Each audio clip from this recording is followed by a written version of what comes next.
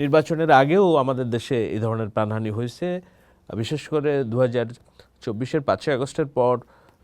তো একটা ননস্টপ এর মধ্যে ভলাটাইল সিচুয়েশনের মধ্যে আমাদেরকে পার করতে হয়েছে। সেখানে পক্ষ প্রতিপক্ষ, ঘোলা পানিতে মাছ শিকারের বিষয়, যেমন হাদি হত্যাকাণ্ড, আমি দৃঢ়ভাবে বিশ্বাস করি এটি ঘোলা পানিতে মাছ শিকারের একটা বিষয়।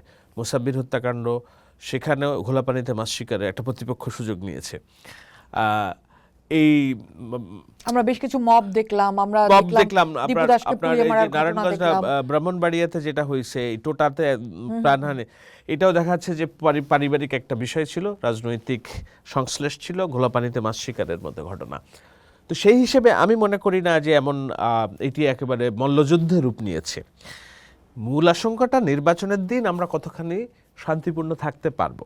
নির্বাচনের দিন প্রাণহানি যত, আমি বলছি না হবে না, যত কম সংখ্যায় আনা, যদি নাও হয়, জিরো হয়, তার চেয়ে এত স্বর্গীয়, কিন্তু আমি বলছি যত কম হবে তত হচ্ছে আমাদের জন্য ভালো।